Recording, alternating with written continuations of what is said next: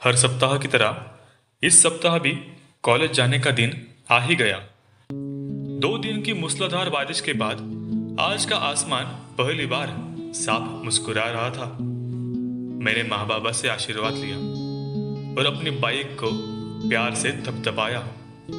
फिर एक सदी हुई किक मारी और सफर शुरू हुआ। बीती बारिश ने जाते जाते थोड़ी ठंडक छोड़ दी थी। गलियों और मोड़ों को पार कर मैं मुख्य सड़क पर आ गया।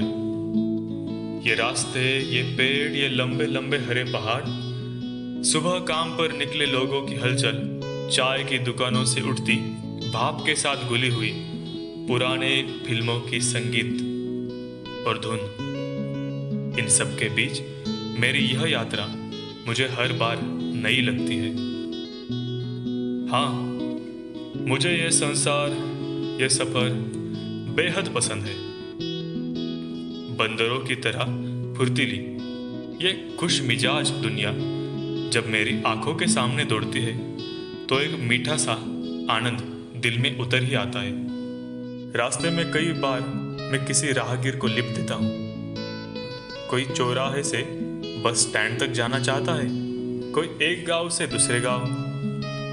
उनके चेहरे की मुस्कानें, उनके धन्यवाद के पीछे की सच्ची आत्मीयता, सब कुछ इस यात्रा को कुछ क्षणों के लिए और भी सुंदर बना देती है। कब मंजिल आ जाती है पता ही नहीं। उस दिन भी ऐसी सेवा करने के 2 मौके मिले। 2 लोगों को उनके गंतव्य तक पहुंचाया, लेकिन घर लौटते समय एक भी जरूरतमंद नजर नहीं आया। इसी सोच में मेरी गाड़ी चल रही थी। दोपहर की तपन अब तेज हो चली थी।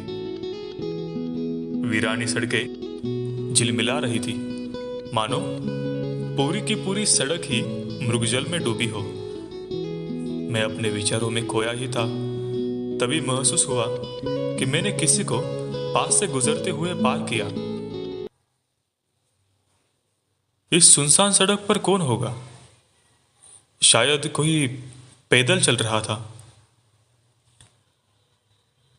इस सड़क पर आगे पीछे 4-4 किलोमीटर तक न कोई गांव है, न होटल, यहां तक कि छांव देने वाला एक पेड़ भी नहीं। इससे मुझे थोड़ा अजीब सा लगा। मैंने रियर मिरर में चेक किया।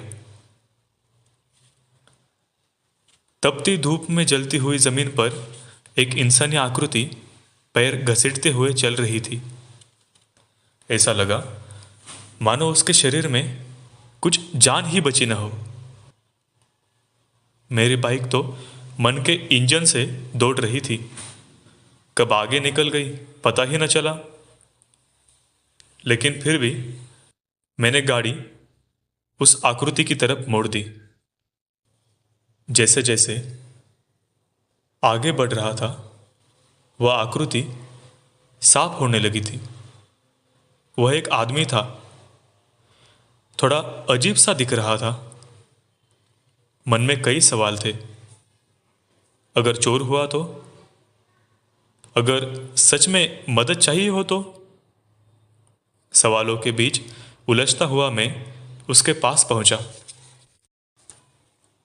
उसने केसरिया रंग की चेकदार शर्ट पहन रखी थी और दूर से ढकी हुई सफेद पतलून, शायद सफेद ही थी।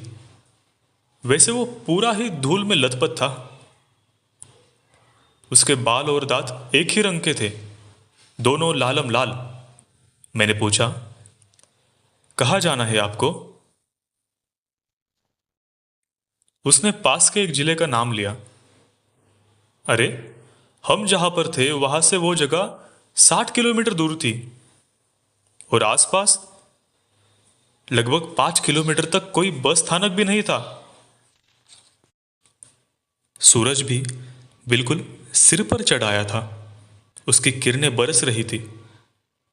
इस तपती धूप में और ऐसी हालत में क्या मैं उसे छोड़ देता? मैंने कहा, चलिए मैं आपको बस स्टैंड तक छोड़ देता हूं। थोड़ा झिझक कर वो बाइक पर बैठ गए। मैंने सावधानी से बातचीत शुरू की। कहाँ से आ रहे हैं? बीच रास्ते में कैसे छूट गए?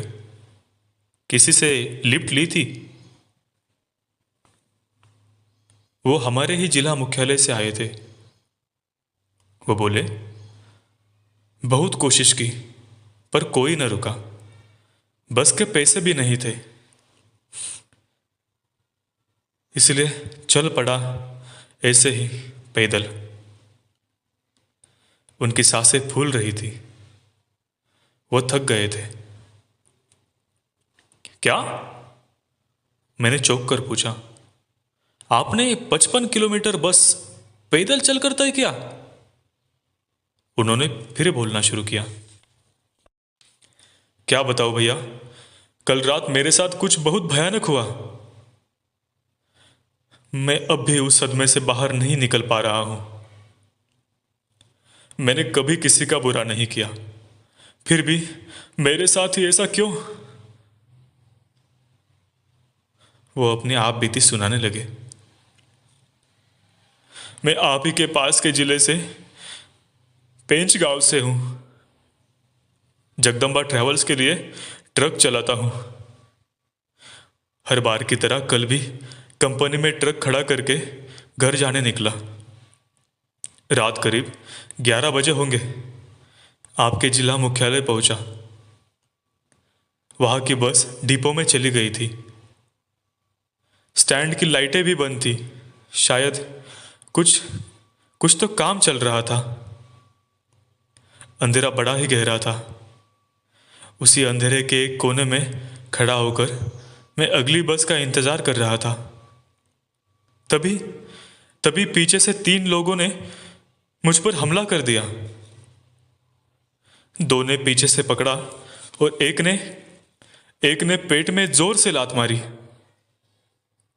मैंने हाथ बचाव के लिए बीच में लाया तो दूसरी लात हाथ पर पड़ गई। उन्होंने अपना सूजा हुआ हाथ दिखाया। सच में बड़ा सूज गया था। वो बोले, मेरे 4,000 रुपए और एक 20,000 का मोबाइल भी छीन लिया उन लोगों ने और उसी अंधेरे में भाग गए। शहर तो वैसे भी गहरी नींद ओढ़े सो ही रहा था। मुझे कुछ समझ ना आया। मैं डर गया था, फिर भी पैदल चल पड़ा। खाली जेब और फूटी किस्मत लेके कुछ घंटे चलने के बाद भी अंधेरा काटना बड़ा ही मुश्किल था। कुछ देर चलने के बाद रास्ते के किनारे एक भले भुट्टे वाले ने मुझे रुकवा लिया। मैंने मांगने पर कुछ खाने को दिया। अपने आंगन में रात बिताने दी। सुबह उठकर मैं फिर चल पड़ा। कई गाड़ियों को रोका, कितनी मिन्नतें की, पर कोई न रुका। अब मेरे पास न पैसे हैं न और चलने की ताकत। वो चुप हो गए। उनकी आवाज़ थकान, लाचारी और संकोच से भर गई थी। उनकी बातों से मुझे अपने पापा द्वारा सुनाई गई एक कहानी याद आ गई। कैसे एक बार उन्हें भी अपने जवानी में किसी स्टैंड पर लूट लिया गया था और उन्हें भी टिकट के लिए भीख मांगनी पड़ी थी। लेकिन वो कहानी फिर कभी सुनाऊंगा। मैंने उससे पूछा, आपको कितने पैसों की जरूरत है? अभी भी मैं उन्हें टटोल ही रहा था। उन्होंने कहा, 150 रुपये में टिकट आ जाएगा। उस दिन मेरे पास जन्मदिन पर मिले 200 रुपये ही थे। शायद उन पैसों पर उस अनजाने मुसाफिर का नाम ही लिखा हुआ था। मैंने उन्हें कुछ खाने को पूछा। उन्होंने कहा, सुबह से कुछ नहीं खाया, पर अब सिर्फ मुझे घर जाना है। घर पर मेरे बच्चे मेरी राह देख रहे होंगे। उनकी बात मानकर मैंने उन्हें बस स्टैंड पर छोड़ा। उनके जिले की बस आने का प्लेटफॉर्म भी दिखा दिया। जो मेरे पास थे वो पूरे 200 रुपये मैंने उनके हाथ में थमा दिए। 50 रुपये रास्ते के लिए रखिए, कुछ खा लीजिएगा। उन्होंने सुबह से कुछ नहीं खाया था। यह कहकर मैं घर आ गया। शाम को चाय की चुस्कियां लेते हुए सारी बात पापा को बताई। पापा बोले, उसकी कहानी ठीक है, पर हो सकता है वो शराबी हो, इसीलिए किसी ने उसे लिफ्ट न दी हो। धूप में चलते चलते होश भी आ गया होगा, तभी तो तुम्हें कुछ पता न चला। पापा की इस बात ने मन में दबे सवालों को नई राह दिखा दी। वो सवाल बादल बन मुझे घेरने लगे। अगर उसके पास मोबाइल नहीं था तो भुट्टे वाले से फोन क्यों नहीं मांगा? किसी से मदद क्यों नहीं मांगी? मुझसे कॉल करने के लिए क्यों नहीं कहा? अगर घर पर सच में बीवी बच्चे इंतजार कर रहे थे तो उन्हें कॉल कर इत्तला तो कर सकते थे। क्या मैंने उन्हें पैसे देकर गलती की? कहीं वो पैसे शराब में तो नहीं उड़ा देंगे? चिंता और सोच में पड़ा मैं चलते हुए कमल के कुंड तक पहुंच गया। कमल के पत्ते पानी के बूंदों से लदे हुए थे, जैसे मानो कोई यादों के मोती हो, लम्हों की माला से टूटे हुए। उस कमल के पौधे को देख मुझे याद आया वो पुराना प्रसंग, जब कमल की पत्तियां पानी में धंस चुकी थी, बढ़ने का नाम न ले रही थी, और मैं डर गया था कहीं वाटर लिली तो नहीं हो गई। तब एक अल्लड़ लड़की ने मुझसे कहा था, अब वाटर लिली आए या कमल खिले यह हमारे हाथ में तो नहीं, पर अनिश्चित भविष्य के डर से क्या हम इस पौधे को बढ़ते देखने का आनंद छोड़ दें? वर्तमान की मधुर घड़ी को बस ऐसे ही खो दे? सच में नहीं पता वो मुसाफिर सच्चा था या झूठा, पर मेरा दिल सच्चा था। अंत में आपकी मंशा कैसी है वही तो मायने रखता है। मैंने मदद उसी को की थी जो सचमुच में लाचार दिख रहा था, जिसके बच्चे शायद कल से उसकी राह देख रहे थे, जिसका हाथ सचमुच सूझकर सुन्न पड़ चुका था। अगर उसकी जरूरत सच्ची थी तो मुझे मदद करनी ही चाहिए थी। अब आप ही बताइए, क्या मैंने जो किया वो ठीक किया? कहानी सुनने के लिए दिल से धन्यवाद। आपको ये कहानी कैसी लगी नीचे कमेंट में ज़रूर बताइएगा।